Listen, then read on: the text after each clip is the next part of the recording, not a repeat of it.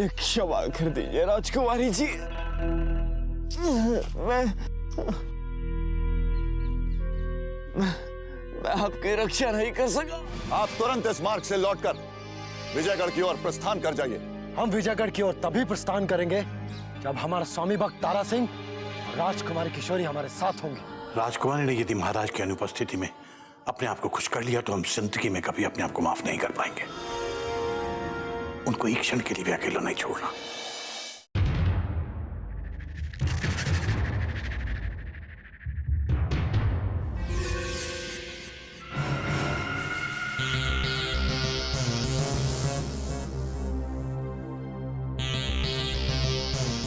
जिससे बच के भाग रहे थे वही सामने आ गई।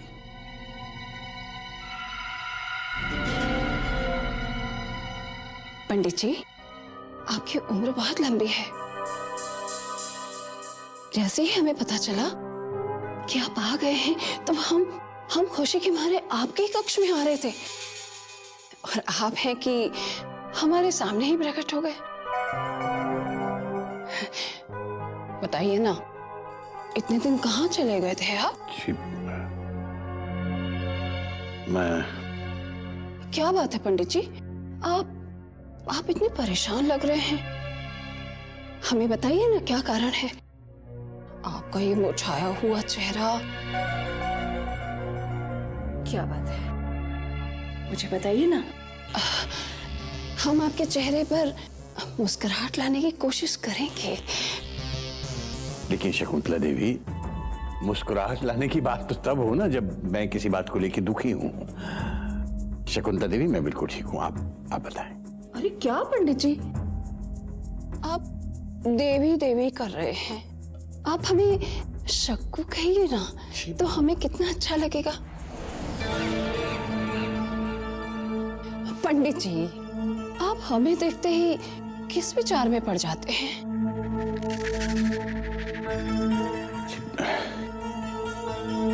आप हमें एक बात बताइए, अगर हम आपको पंडित जगन्नाथ न कहकर सिर्फ नाथ कहें तो आपको कैसा लगेगा? शकुंतला देवी, ऐसा है कि महारानी कलावती की बहन होने के नाते हम आपको बहुत ही आदर की दृष्टि से देखते हैं और आपसे भी यही उम्मीद करते हैं कि आप भी हमें उसी सम्मान और आदर से देखें। अपने मन में हमारे लिए केवल यही भाव रखें, यही हम सबके लिए बेहतर होगा। अब मुझे आज्ञा दीजिए। अरे कहाँ जा रहे हैं पंडित जी? पंडित जी, आप हमारे साथ हमारे कक्ष में चलिए ना। वहां कोई नहीं है, हम एकांत में बैठकर बहुत सारी बात करेंगे। शकुंतला देवी, हमें जाने दीजिए, हमें बहुत काम है। अच्छा ठीक है, आप हमसे वादा कीजिए कि जैसे ही आपको समय मिलेगा आप हमारे कक्ष में पधारेंगे, तभी हम आपका हाथ छोड़ेंगे। हमारा हाथ छोड़िए शकुंतला देवी। वादा कीजिए पहले। अच्छा ठीक है, अब तो हाथ छोड़िए हमारा।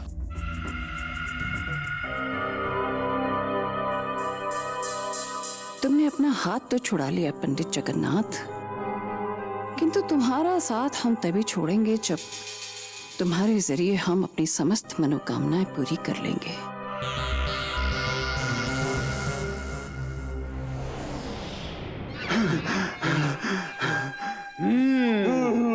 वाह, तो पंडित जगन्नाथ भी अब आंख मिचौली खेलने लगे हैं। क्यों अहमद नाजिर? उन्हें देखकर तो आज मुझे भी अपनी जवानी के वो भूले बिछड़े दिन याद आ गए हुजूर। भूले बिसरे दिन याद आ रहे हैं तो उन दिनों को भुला बिसरा दो, समझे? और फिर कभी याद ही मत करना। जी हुजूर। अब ये बताओ कि पंडित जगन्नाथ और शकुंतला देवी की इस विचित्र प्रेम कथा से हमें क्या लाभ मिलेगा? हुजूर, भला आपको क्या फायदा होगा? फायदा तो पंडित जगन्नाथ जी पहले ही उठा चुके हैं, जो उन्हें बुढ़ापे में इतनी हसीन और रसूखदार धनवान बेवा मिलने वाली है। जो दहेज में एक जवान और पले पलाए बेटे को लाने वाली है। उनका बुढ़ापा तो सुधर गया, आपका क्या होगा हुजूर? हमारा हमारा राज्याभिषेक होगा मूर्खों। पंडित जगन्नाथ और शकुंतला देवी के प्रेम के फलस्वरूप हमें शिवगढ़ का राज सिंहासन प्राप्त होगा। पूछो कैसे? पूछ लिया। हम पंडित जगन्नाथ को और उनकी बूढ़ी प्रेम कथा को इस पूरे महल में फैलाकर पंडित जगन्नाथ को इतना बदनाम कर देंगे, इतना बदनाम कर देंगे कि वो स्वयं ही ये महल छोड़कर भाग चले होंगे। और तत्पश्चात सोमनाथ और भवानी सिंह को आपस में लड़ाकर अपने दूसरे कांटे भी उखाड़ फेंकेंगे। फिर इस महल में बचेगा कौन? हुजूर आप! हाँ, फिर सिंहासन पर बैठेगा कौन? हुजूर आप! तो जाओ, पूरे महल में पंडित जगन्नाथ और शकुंतला देवी की प्रेम कथा का प्रचार प्रसार प्रारंभ कर दो, जोर शोर से। हुजूर! क्या हुआ हुजूर? ये किसकी प्रेम कथा सुनाई जा रही है? पंडित जगन्नाथ और शकुंतला देवी की प्रेम कहानी पनप रही है केसरिया। ओह, तो ये बात है। ये माँ बेटा दोनों इस महल में प्रेम की होली खेलने आए हैं हुजूर। माँ पंडित जगन्नाथ पर डोरे डाल रही है तो बेटा हम पर लट्टू हुए जा रहा है। अच्छा। छाप तिलक सब छीनी रे मसे नैना मिलाए के। आजकल माता श्री को न जाने क्या हो गया है। इस महल में आते ही माता श्री को इतना सजने संवरने की लत कैसे लग गई? प्रणाम माता श्री। प्रणाम नाथ। नाथ? गजराज, तुम अचानक कैसे वापस आ गए? हमें लगा पंडित जगन्नाथ आए हैं। वैसे भी आजकल आपको हमारी कम और उस खूसट बुढ़े पंडित जगन्नाथ की चिंता ज्यादा लगी रहती है। वही खूसट बुढ़ा जो आपकी होने वाली बहू की एक भी झलक हमें नहीं देखने देता। अब तो उस बुढ़े ने राजकुमारी किशोरी के कक्ष के सामने दासियों का इतना कड़ा पहरा लगाया है कि वो बिल्लियों की तरह एक परिंदा भी नहीं अंदर जाने देती। कभी आपने सोचा हमारा क्या होगा? अरे कुछ नहीं होगा। ये सब कुछ हम तुम्हारे लिए तो कर रहे हैं मेरे लाल।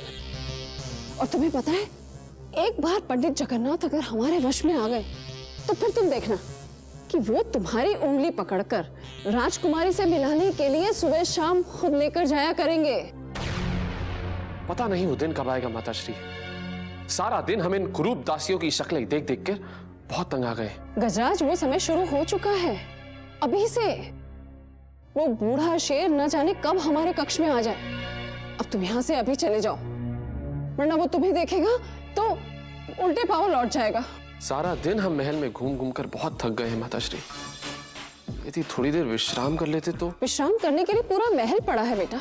अब तुम जल्दी से यहाँ से निकल जाओ, वरना हमारे परिश्रम पर पानी भर जाएगा और राजकुमारी किशोरी से विवाह करके शिवगढ़ का दामाद बनने का जो तुम्हारा सपना है ना, वो अधूरा रह जाएगा। अब जाओ, जल्दी जाओ।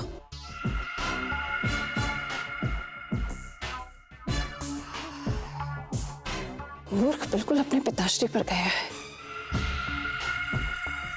अभी भी इतना भोलापन है कि सब चीज सिखानी पड़ती है।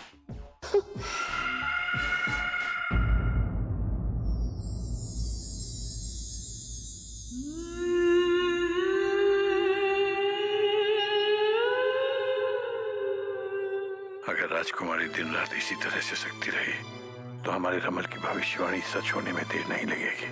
या तो ये रो रो कर अपने प्राण त्याग देगी या फिर पहला मौका मिलते ही शिवगढ़ से भाग जाएगी।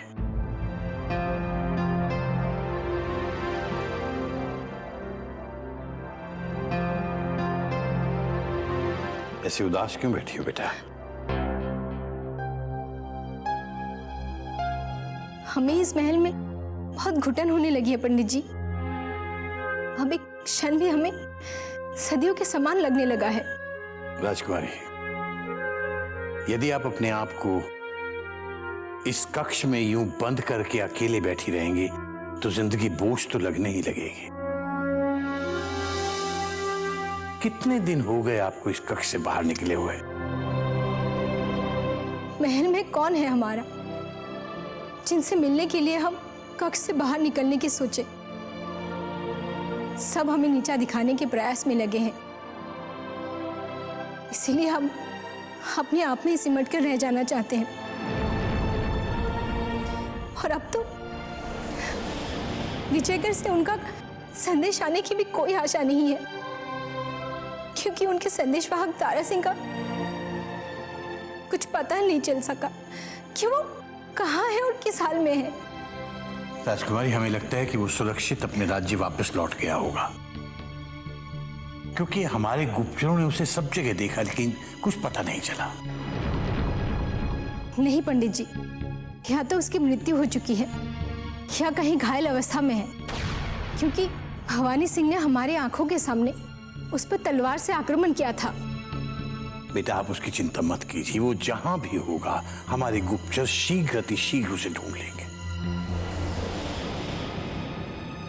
किंतु बेटा, आपकी ये उदासी और आपका अकेलापन हमसे नहीं देखा जाता, और इसीलिए हमने संभलपुर से अपनी 2 विश्वास पात्र अय्यारों को यहां बुलाया है, जो आपकी सुरक्षा के साथ साथ आपकी सखी बनकर आपके सुख दुख में आपका साथ भी देंगे। मुझे लगता है खुदा बख्श को लेकर बस आता ही होगा। अब हमें किसी सखी की आवश्यकता नहीं है। हम ना किसी से बात करना चाहते हैं और ना किसी से मिलना चाहते हैं। चाहे इस कक्ष में घुट घुट कर अपना प्राण त्याग दे, परंतु युवराज इंद्रजीत के सिवा किसी को अपने समीप आने नहीं देंगे। हमें अकेला छोड़ दीजिए, हमें अकेला छोड़ दीजिए।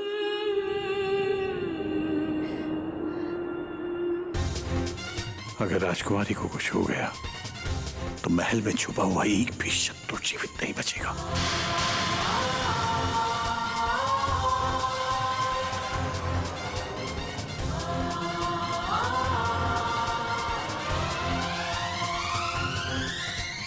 इतनी प्रतीक्षा तो कभी गजराज के पिताश्री ने भी नहीं करवाई थी, जितनी पंडित जगन्नाथ करवा रहे हैं। किंतु सौगंध है गजराज के पिताश्री की, हम भी उन्हें अपने कक्ष में बुलाए बिना चैन से नहीं बैठेंगे।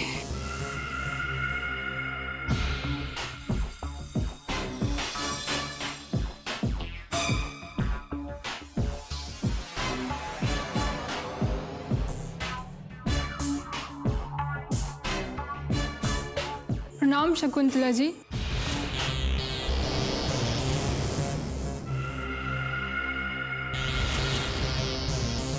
आपने मुझे याद किया?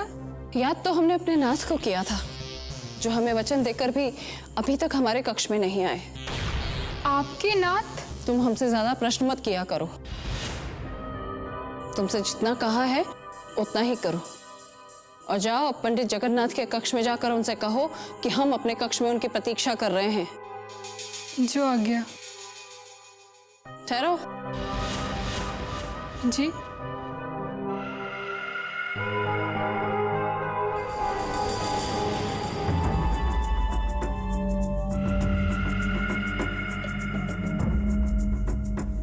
जैसे ही पंडित जगन्नाथ हमारे कक्ष के भीतर आ जाएं, तुम बाहर खड़े रहकर पहरा देना,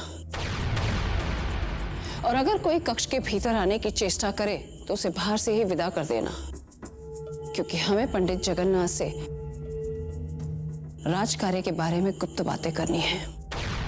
अवश्य दाल में कुछ काला है। अब समझ में आया शकुंतला देवी ने इतना श्रृंगार किसके लिए किया है। सोमनाथ जी को तुरंत सूचित करना होगा। तुम इस तरह हमें टुकुर टुकुर मत देखो। जो कहा है हमारी आज्ञा का पालन करो। जाओ और पंडित जगन्नाथ को सूचित करो। जो आ गया शकुंतला जी।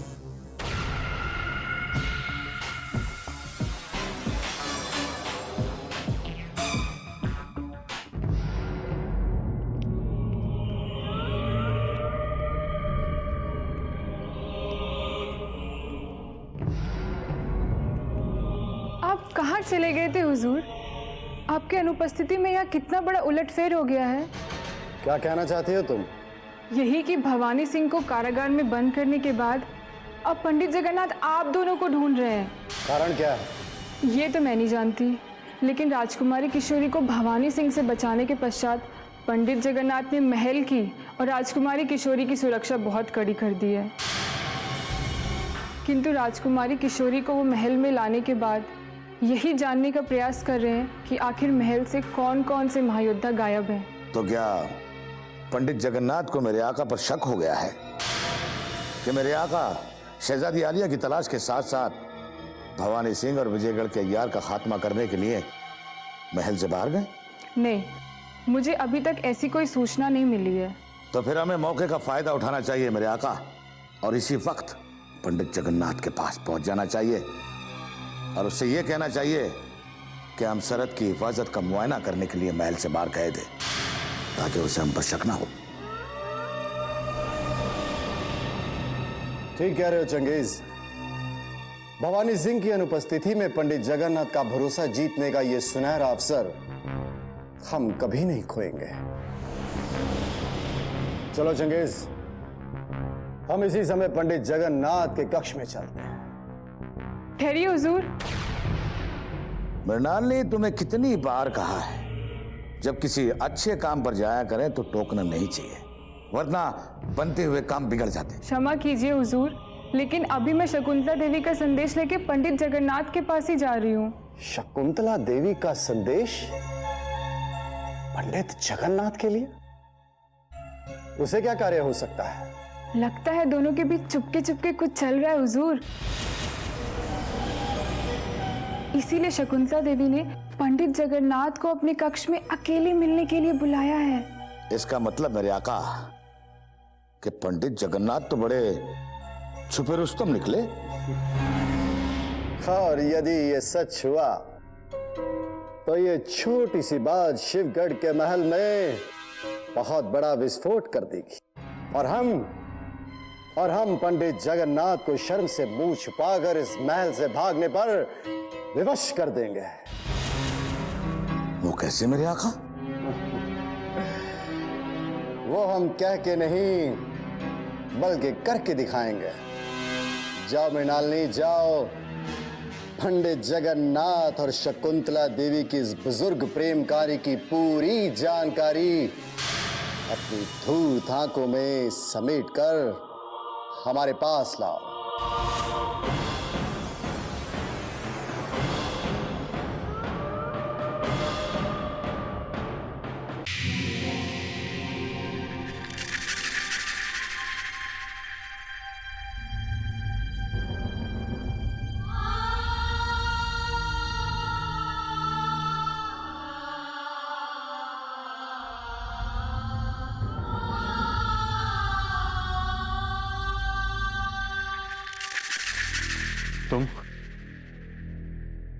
तुम बिना अनुमति के हमारे कक्ष में कैसे आए? प्रणाम पंडित जी, मुझे क्षमा कर दीजिए। मुझे आपको एक आवश्यक संदेश देना था, इसीलिए बिना अनुमति के यहाँ चली आई। क्या संभलपुर से महाराज शिवदत्त का कुछ संदेश आया है? नहीं नहीं, संदेश तो शिवगढ़ के महल से ही आया है। जल्दी बताओ, समय नष्ट मत करो। क्या संदेश है? किसने भेजा है? जी, शकुंतला देवी जी ने। वो आपकी प्रतीक्षा कर रही है और अतिशीघ्र आपको उन्होंने याद किया है उनके कक्ष में। महारानी कलावती ने पता नहीं क्यों अपनी इस दुष्ट बहन को यहाँ बुला लिया है। मुझे तो लगता है कि महल के समस्त षड्यंत्रकारियों के बराबर वो अकेली है। कृपया जल्दी करिए, वो आपसे मिलने के लिए व्याकुल हो रही है। ठीक है, तुम जाओ, हम आते हैं। किसी को समय नहीं देने वाले पंडित जी शकुंतला देवी के बुलावे पे तुरंत तैयार हो गए। अब ये साबित हो गया है दोनों के बीच अवश्य कोई खिचड़ी पक रही है। अब खड़े खड़े क्या सोच रही हो तुम? मैंने कहा न जाओ, और दोबारा बिना हमारी अनुमति के इस कक्ष में आने की जरूरत मत करना। जो आज्ञा पंडित जी। शकुंतला देवी के इरादे आखिर हैं क्या, ये जानने के लिए कम से कम एक बार तो उस धूर्त स्त्री से भेंट करनी ही चाहिए।